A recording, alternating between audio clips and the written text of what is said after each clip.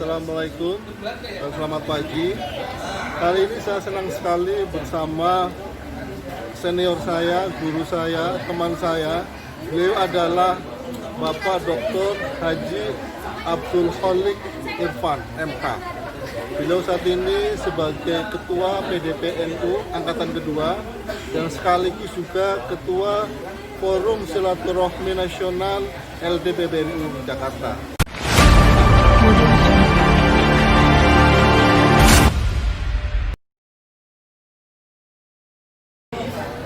Abah, ini semakin sering saya dengar kata-kata pergerakan dari teman-teman NU. Ada apa sebenarnya, Ustaz? Kan organisasi itu kalau tidak digerakkan jadi monoton. Iya. NU itu punya spesifikasi bergerak. Al-harokah barokah. Jadi kehidupan organisasi NU itu muncul dan berkembang karena ada sebuah pergerakan-pergerakan. Dan intinya pergerakan itu adalah menambah sebuah kekuatan dan wawasan terhadap organisasi KNU, baik sifatnya pergerakan keilmuannya, pergerakan organisasinya, pergerakan kadernya. Jadi semakin sering kita mendengar sebuah pergerakan, intinya terus seperti itu. Ya, pendidikan pergerakan yang dilakukan itu mestinya menghasilkan sebuah muharik, kader-kader yang bisa menggerakkan mereka itu. Nah, seorang menteri yang belum pernah menjamah nilai-nilai pergerakan, dia gagal seperti baru-baru ini. Tapi NU itu punya kekuatan, punya kelebihan dan punya spesifikasi menggerakkan umatnya, menggerakkan anggotanya, menggerakkan umatnya untuk tetap memperkuat nilai-nilai yang ada dalam Nahdlatul Ulama. Itulah pendidikan. Makanya NU selalu membuat sebuah metode pendidikan seperti kalau PDPNU itu yang dilaksanakan oleh LDPBNU.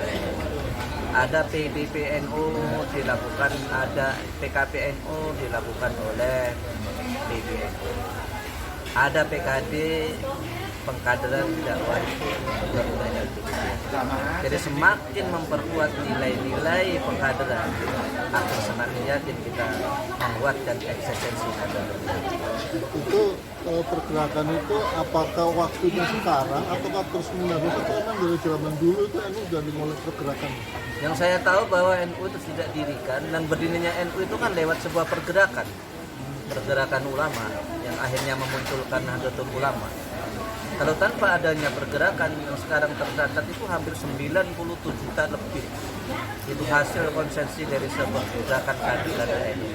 Jadi itu sudah menjadi kebiasaan di dalam NU untuk selalu bergerak gitu, Ustaz. Harus bergerak dan harus selalu digerakkan. Makanya satu contoh misalnya PDPNU ini kan bagian dari embrio yang dibidani oleh LDPBNU untuk menjadi penggerak dakwah.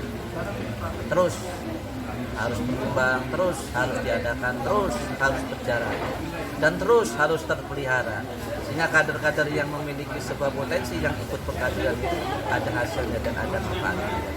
Apakah di dalam setiap waktu itu pergerakan NU itu sama atau sesuai dengan zaman?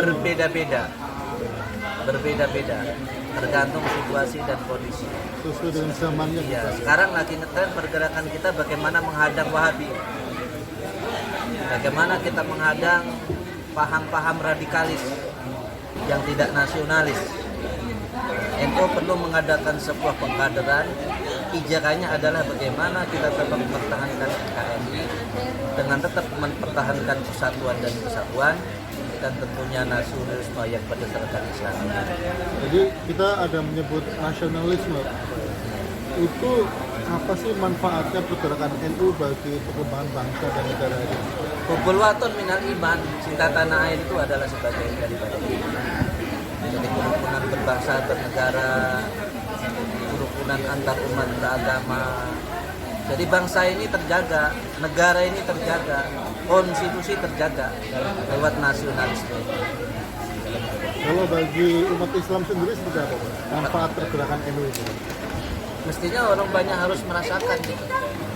Kalau pergerakan NU yang dirasakan oleh umat Islam itu sudah terasa sebenarnya, cuman ada juga orang-orang yang tidak mengakui gitu. Bahkan mencoba untuk menganulir ketidaksuksesan NU. Tapi yang jelas munculnya Kiai Ma'ruf menjadi wapres itu kan sebuah bukti bahwa NU masih diakui eksistensinya di dalam nasionalisme, di dalam menjaga kebersamaan, di dalam menjaga negara kesatuan ini. Jadi terpilihnya Kiai Ma'ruf itu sebenarnya sebuah simbol itu sebenarnya, terlambang. Kalau kita lihat zaman sekarang nih Bang, tantangan NU itu seperti apa sih di zaman modern, zaman milenial, zaman seorang mau cepet semuanya itu? Ada tantangan yang bersifat dari luar, ada tantangan yang bersifat dari dalam. Yang dari dalam ini banyak anak-anak kita orang dari NU itu yang bapaknya NU, anaknya tidak mau jadi NU. Bahkan ada yang lahirnya di NU, nyantinya di NU, mondoknya di NU, kuliah di Timur Tengah, pulang-pulang jadi Wahabi. Itu kan tantangan itu, mengerikan dan mengenaskan bagi NU. Ada juga yang semacam Iya, itu. dan ini bagaimana kita mencoba mengadopsi kader-kader yang ada, yang mulai terlahir dari NU, bapaknya NU, ngajinya NU. Setelah dia mendapat pendidikan Wahabi di Timur Tengah, ya mudah-mudahan tidak jadi Wahabi. Buktinya Kiai Akil malah bagus itu. Nasionalismenya bagus, eksistensinya ke NU luar biasa. Tidak pernah meninggalkan sedetik pun dan sesen pun itu dari ke-NU Kiai Akil. Walaupun dia kuliahnya di Banten. Nah ini perlu kita kaji. Banyak dulunya di IPNU, ada di BPNU, ada ya di FPNU. Begitu dia sudah menjadi pejabat, begitu dia sudah menjadi bagian dari bukan NU, dia berubah, dia jadi NU, malah menghina NU, malah malah melemahkan NU, bahkan kadang-kadang dia malah memprovokasi NU. Itu sudah tantangan. Nah, oleh karenanya lewat nilai-nilai pergerakan itu perlu kita semai, perlu kita pelihara, perlu kita kembangkan apa yang sudah menjadi konstruksi pergerakan yang dilaksanakan oleh Basim Asy'ari itu tetap berjalan sana-sana. Sehingga sampai kapanpun kekuatan NU itu tetap ada. Kalau kita melihat dari konstruksi sebuah pergerakan NU dalam hal ini, itu yang dibutuhkan apa itu sih? Yang dibutuhkan oleh supaya pergerakan itu mencapai tujuannya. Pertama loyalitas, kedua ketaatan. Dari warga NU sendiri gitu. Nomor 3 konsekuensi. Kita mengikuti apa yang menjadi ajaran kita. Jangan karena sebuah jabatan kita berubah, jangan karena uang kita berubah, jangan karena sebuah kedudukan kita bergeser, jangan hanya karena perkawinan nilai-nilai NU kita jadi hilang. Artinya kita mesti konsisten gitu. Konsistensi terhadap nilai-nilai akidah, fitrah, amaliyah, dan harokahnya. Itu tetap kita jaga dan tetap kita pelihara. Pondasi itu udah kuat sebenarnya. Nah, lewat pergerakan-pergerakan yang ada, pendidikan pergerakan ada itu yang menguatkan konstruksi agar tidak goyah, agar tidak berubah. Begitu. Kemudian yang terakhir nih Bang, ini ada berita tentang Silatnas. Itu apa? Silatnas, forum silaturahmi apa nih Bang? Forum Silaturahmi Nasional LDPBNU. Nah, itu kan bagian kecil dari kelahiran pengkaderan yang dibidani oleh LDPBNU. Ini sederhana aja, bahasanya cuma silaturahmi. Cuman kita ingin memasuki wilayah-wilayah yang tidak dimasuki oleh para pengurus-pengurus daerah. Nah, di dalam kesederhanaan silaturahmi itu insya Allah kita akan menemukan ilmu, kita akan banyak bersaudara, kita akan banyak bertukar pikiran, kita akan banyak mengetahui program-program di daerah yang tentunya setelah kita bisa diadopsi, kita bisa sinkronisasi dengan program-program yang ada di LDPBNU. Dan insya Allah pergerakan kita itu karenanya nasional, kita akan rambah nasional nanti. Bahkan kita berharap dalam waktu yang tidak terlalu lama kita juga bisa ke Timur Tengah, kita bisa ke Asia Tenggara pada khususnya Malaysia dan Brunei Darussalam. Jadi nanti sinkron antara Silatnas dengan program kerja di LGPBNU juga. Harus sinkron, dan karena itu menjadikan bagian sebab pengurus-pengurus kita, penasihat itu semua dari LGPBNU. Pengurus-pengurus kita itu kayak nasihat kita ambil dari LGPBNU. Kita